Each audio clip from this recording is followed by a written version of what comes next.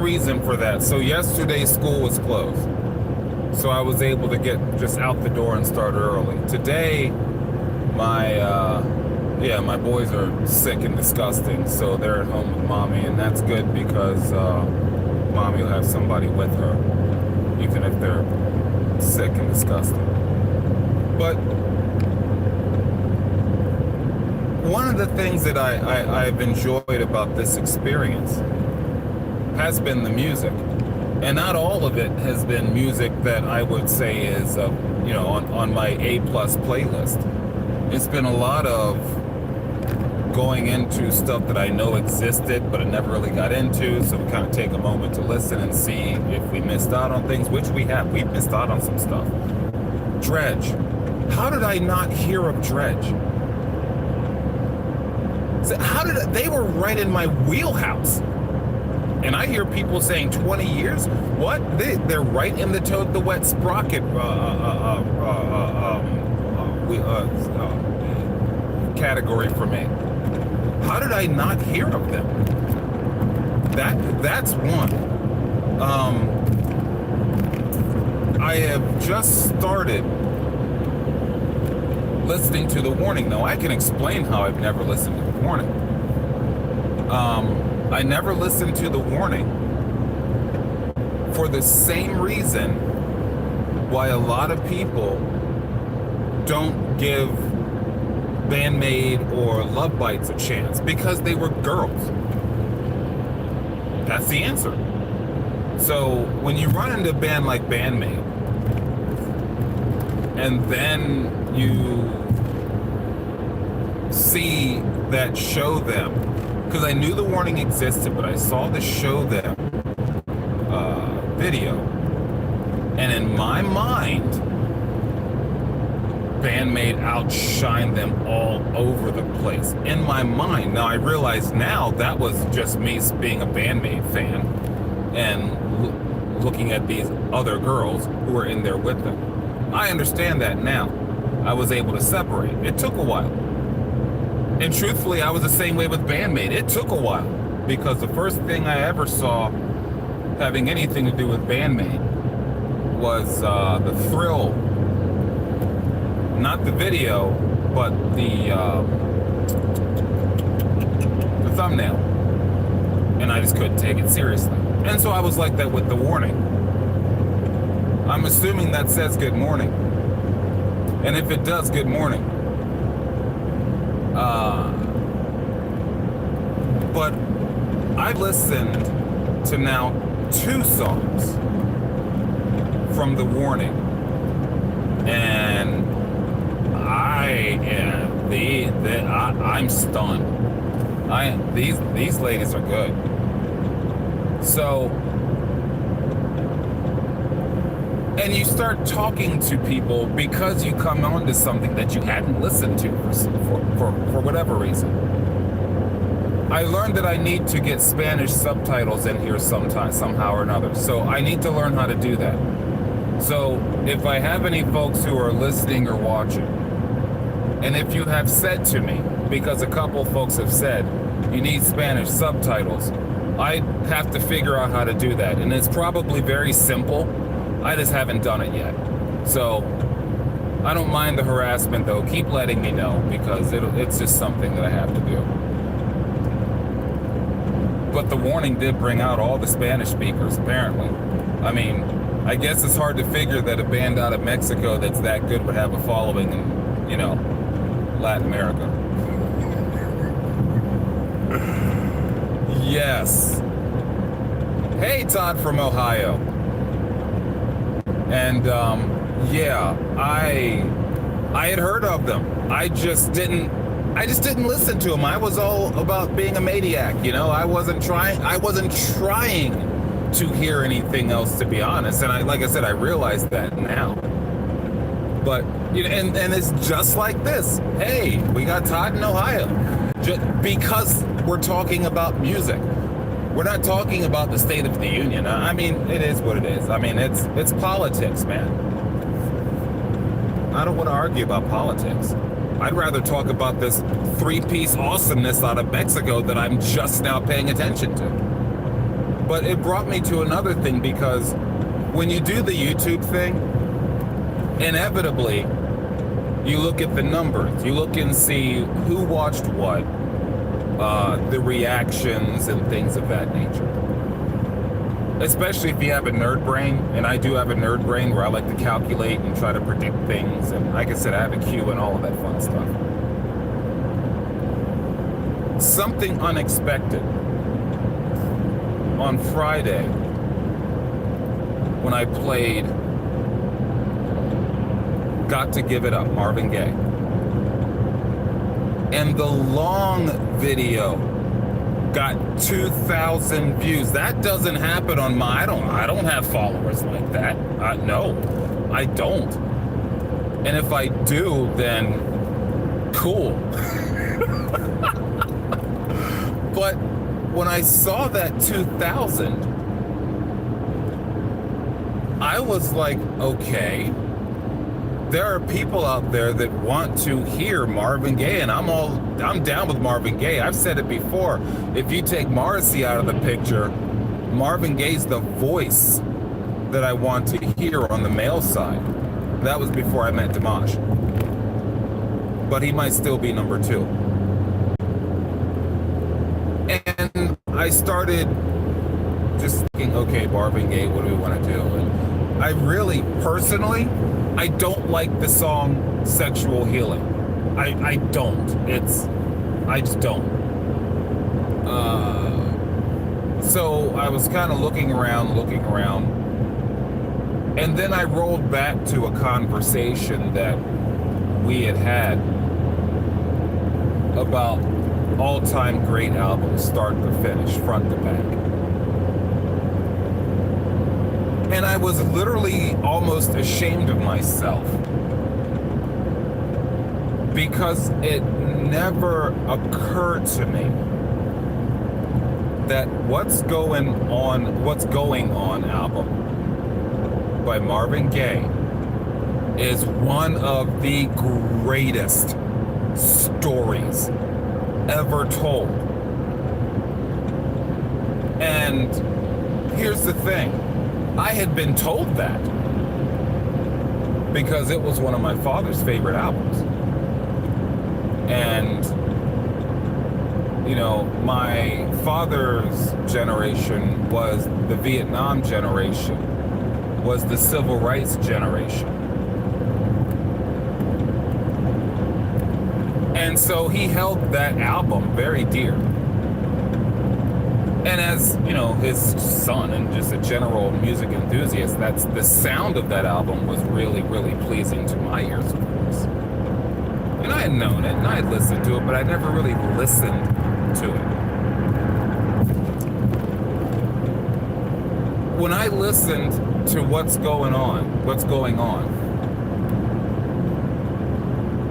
yesterday, as an adult, who, you know, we've seen some things, we've experienced some things, we're older. So when we listen to things, we hear things based on the experiences that we now have, as opposed to the stories we are being told. And listening to that song was kind of sobering. Thank you. I just kind of babble. Like I said, this all started because I'm in the car every day, and I'm the guy that talks to himself. I'm also the guy you see playing air guitar and doing all that craziness because I'm here by myself and nobody sees it. And one day I said, well, maybe somebody wants to see it. And it's kind of fun.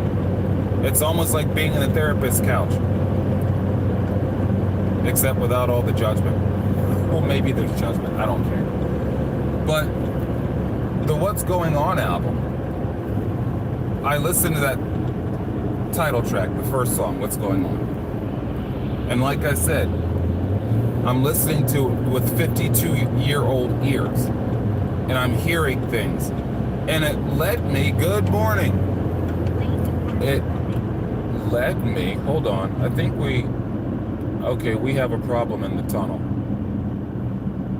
So I am going to have to get over. Oh, I can keep going up. Somebody made a comment once about this being unsafe behavior.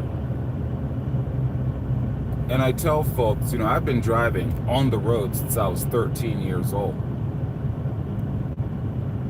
My old man told me, as he put the keys in my then 12-year-old hands, he told me, you need to understand, the minute you turn that engine over, you can kill somebody, including yourself. You better pay attention, be aware. So I have always been extremely cautious. I've described it as somewhat scared. You know, we all have our time in our 20s when we're flying up and down the highway because we're young and stupid.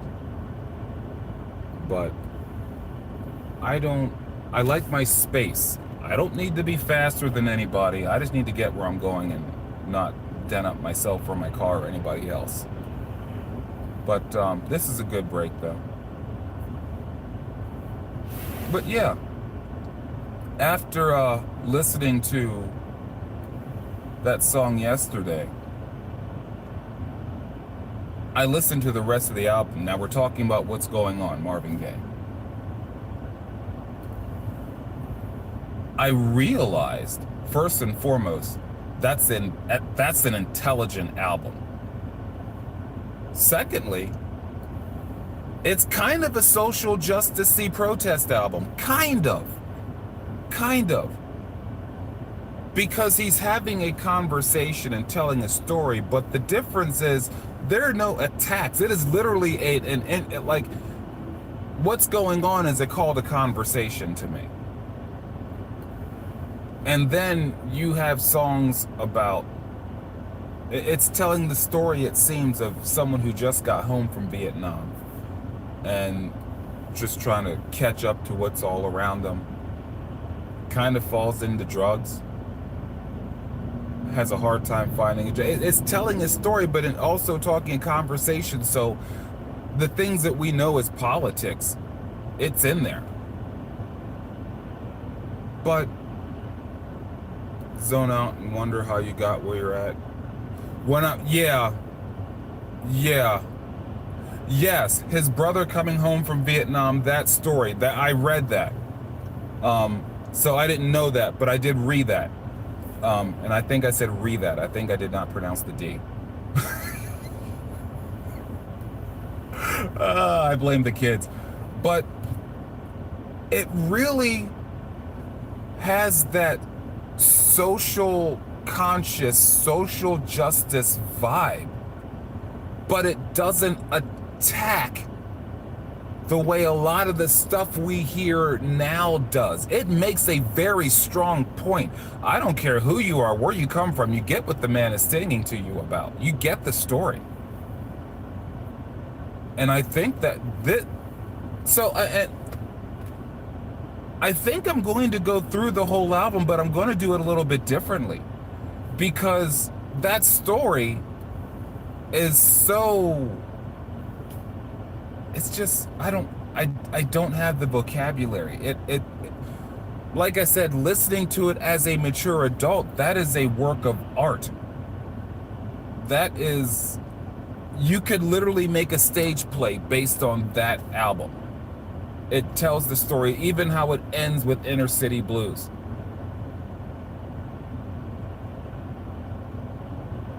It's kind of heartbreaking. And if it is the story of his brother, then that makes it more heartbreaking, because the story that he told was definitely personal, but if it's real, that's NF style, putting your whole soul on a plate for the world to feed. It's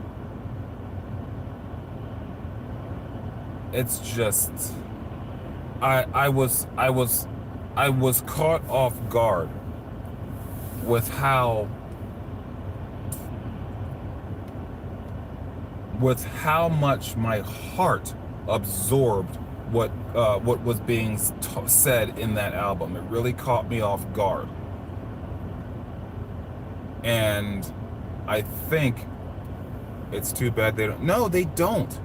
They don't. And I'm actually glad we're at a stopping point here because, yeah,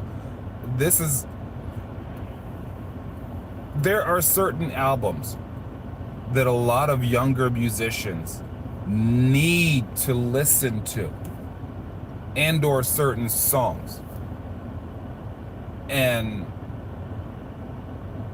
Sgt. Pepper is almost everyone's list. On my personal list, bias, of course, Gretchen Goes to Nebraska. If you are seriously trying to be a musician, you have to listen to that album.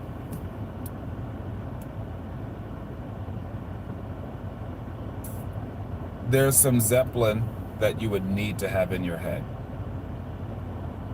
I am thinking Marvin Gaye, that What's Going On album. You have to listen to that. There's just so much. And it's not because the first half of the album is almost Milli Vanilli style, the same groove, the same beat-ish the whole way. But it's just continuing the chapters of the story. And it's been a while since something caught my attention like that. So if by chance it comes to pass, folks out there are interested in that, then you'll have something to feed on, because it's Gretchen out of the Silent Planet. It's a shame that was their first album, but that was before Gretchen, but I'm glad that it was, because I heard Over My Head on Headbangers Ball, and I still remember the wheelchair in the video, the empty wheelchair. And that's what got me to buy Gretchen Goes to Nebraska. And I loved it, to the point where I was like, oh, they have other stuff? I did not even know what was the name of their band before they were King's X, but I did not even know that existed. I just knew Over My Head, which then Summerland, and after that it was All Out. But going back to Out of the Silent Planet, knowing how great Gretchen Goes to Nebraska was, so we get into Out of the Silent Planet, and hey, good morning. You might be interested to know this, DT. So The Edge, yes. I am actually in the process of trying to get caretaker status for my wife. So I don't know how long I'm just going step by step by what they tell me. But yeah, it's we're kind of at that point, and this cheers with the caffeine. But yeah, that's something that's going on. I mentioned a couple of days ago that I had some conversations with my bosses, and yeah, because we got to take care of the family. But you can't take care of the family if you're not finding a way to work and make an income. So yeah, but just an FYI, now the world knows. But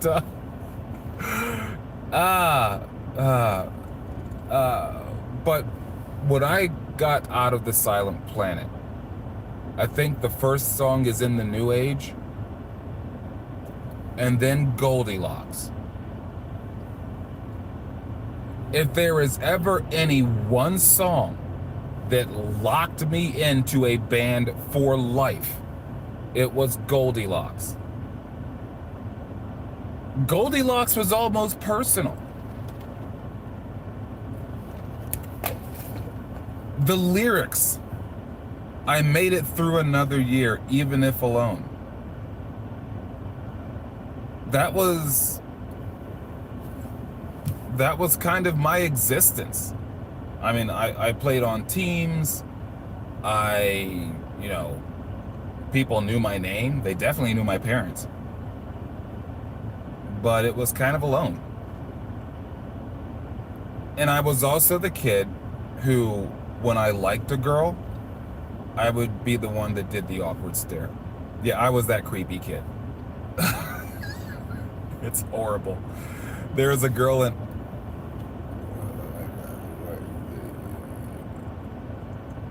Okay, but elementary school. So I skipped third grade, and so I'm in fourth grade as a third grader, and all these older kids, and I don't know anything, and the bullying was all this. I don't know what bullying is like now, but shoot, the bullying that I went through, yeah, it was next level. But there was a girl in my fourth grade class. Teacher was Mrs. Keister, because I didn't know at the time that I was completely colorblind, but I thought Mrs. Keister had green hair. I thought her hair was green. But there was a girl in class, her name was Lisa Holsey, and I just had the biggest crush on Lisa Holsey. I could barely remember what she looks like. Brown hair. But I would stare a hole through this child, and I knew I was. And then it's the thing where she looks and you look away, like no one knows what's going on. But that song Goldilocks, because inside you're screaming, okay, I knew her name, but I've got to know your name, I must know who you are, but you're kind of sitting there. I look at you and I know who you are, but you're just a little bit too far from my home. It's like, socially, especially when it came to girls, everything was so out of reach, or so it seemed. I mean, I look at my wife now, I have no idea how I'm, way out of my league with her. Yeah.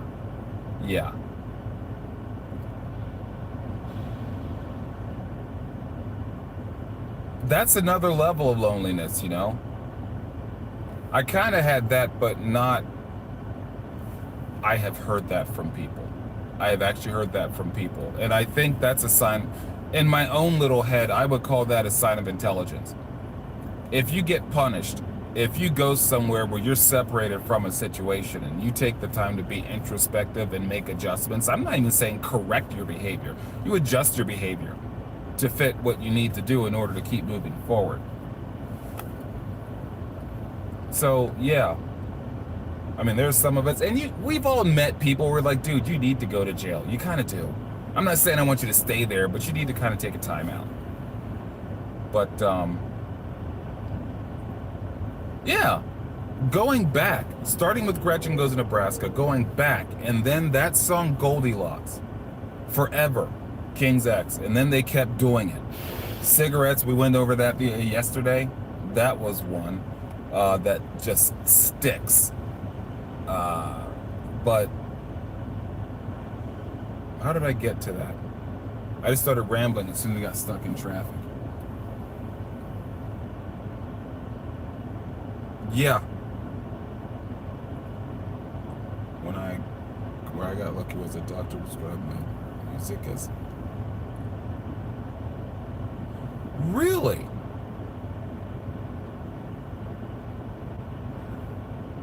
I'm glad to have read that. And once again, I'm actually glad we're stuck in traffic. This is cool.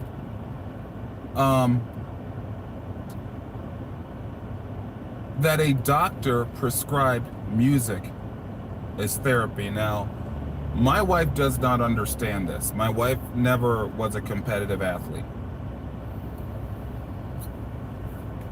I have said my ADHD child needs to throw about 35, 40 pitches every single day. And I mean pitches. So warm up, throw 35, 40 pitches. Why? Energy. Get it out of them. I have. It's own nicotine, but sure. But when I get up when I'm not lazy and I get up in the morning and I'm in that mood to actually coach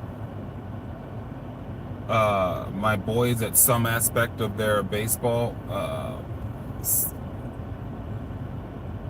that they're much easier to handle throughout the rest of the day. Now, I would say it's normal boy 101, just run that energy out of them. But a lot of it is dependent on, the parent to kind of kickstart the process. And part of that with my youngest, throw. I'm looking forward to this season.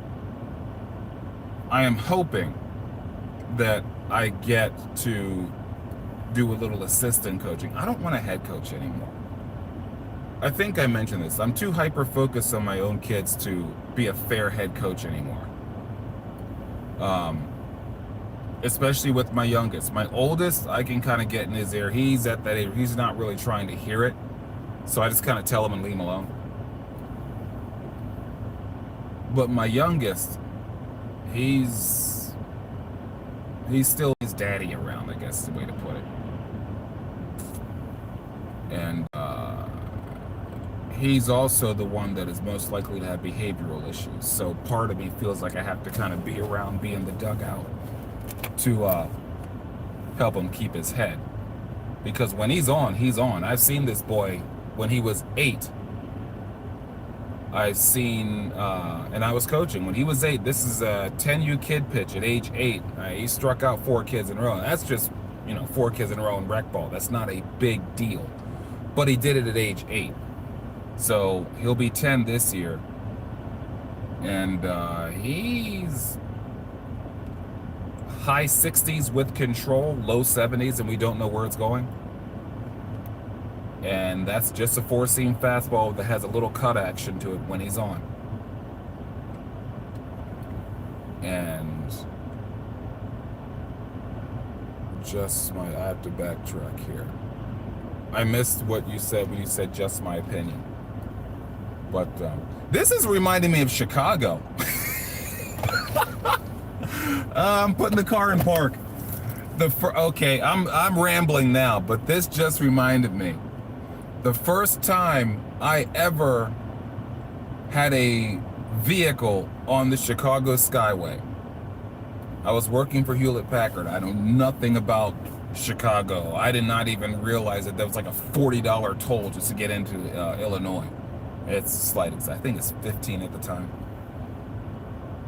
The Chicago Skyway. I guess it's like a beltway, but different. Hugs Lake, Michigan, all sorts of fun. Yeah, it's the biggest parking lot on the planet. It is an absolute parking lot. I've been on the Skyway 4 times, and all 4 times I've had moments like this. The Chicago Skyway. And then you pass by the new Comiskey Park, and it's kind of cool because you kind of think, oh, maybe I'll drive by when there's a game going on, but then you realize nobody goes there. He's probably trying to throw the ball too hard and over gripping. He does that, and that's the thing. So yes, and so here's the thing. I don't have a baseball on me. His 4-seam grip is the horseshoe there and cross the 4, not the flat 4. So and when he throws it, it will cut. And I try to get him to focus on that spin, exactly what you're saying. Let it roll off those fingers. So yes, when he's spinning it properly, it cuts. So what I'm also getting him to do was to throw a very light forkball. So he has that fastball, and that's his, he's 10. So that's his control pitch. If I can get him to throw that forkball, we're not talking a split, just a forkball, and it will tumble. But he's got to have the confidence to just float it in there. I'm not looking for that as a strikeout pitch. I'm looking for that as a change of pace, because he does throw a 4-finger sinker. As his hands get bigger, that 4-finger sinker is going to turn into a changeup. So he's got the basis for 3 decent pitches. And he can control 2 of them, but he can only throw 1 of them. And that's the thing, and it's always fun as a parent because you put your kids out there, you see them do all the great things in the backyard, and even if they did it the season before, you've seen them do the great things, and you're always ready for them to go out there and do it again. But we've competed, we've been out there, whether it's sports, music, academics, work. Yeah, the forkball. I think the forkball is an underutilized pitch, especially in youth leagues and in high school, because it's not a power grip pitch. It is literally it's literally a fastball off the seams. That's it, not a split finger. And yeah, it's I'm just, like I said, he's the one that I want to be in the dugout with, because I've always been able to talk to him, or talk him off the ledge, if you will.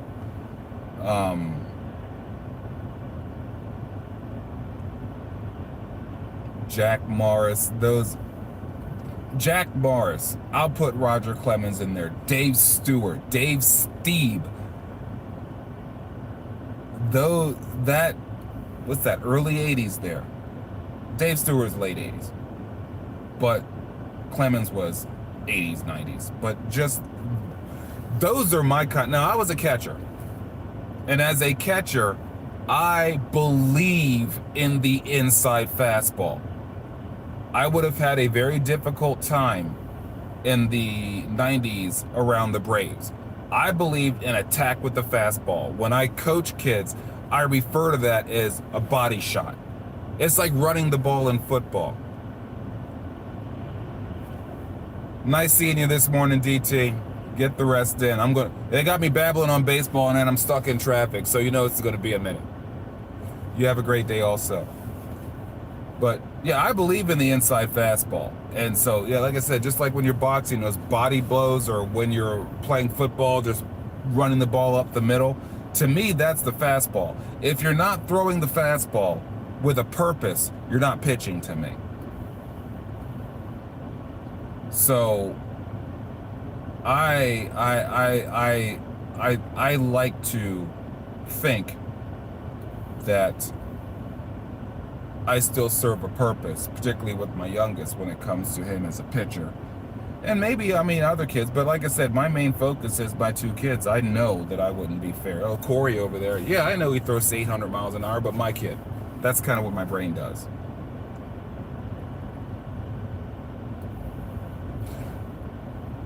Do you know the story of Roger Clemens and Jerry Hairston Jr.? I didn't like pitching because I like catching. I would rather play the video game, call the pitch location like the video game. I would rather play the video game than actually be the character in the video game. That's how my brain put that together. Well, it depends. But generally speaking, now, one of the most generic things that most pitchers do when you don't know a batter, your first pitch is going to be a fastball low and away. That's, I don't know you 101, fastball low and away.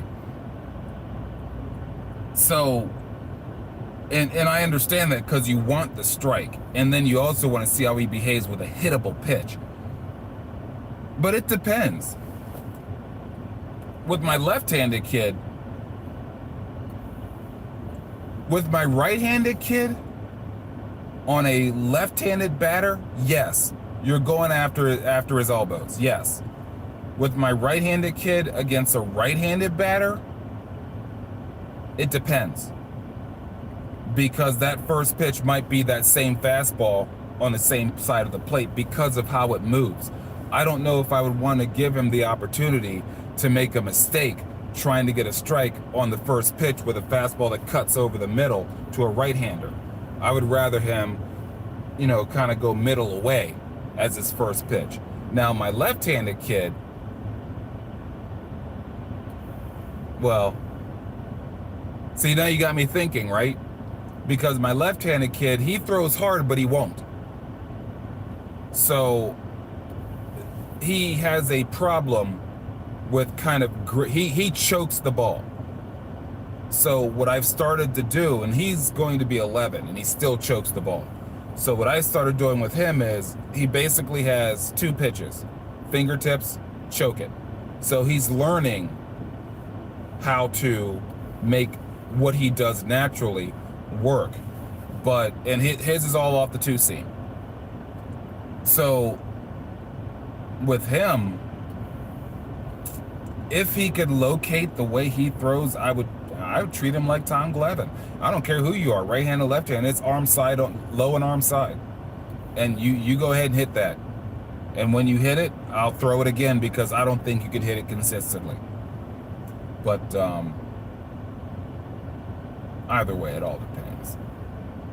I'm just ready for baseball as I'm stuck in traffic.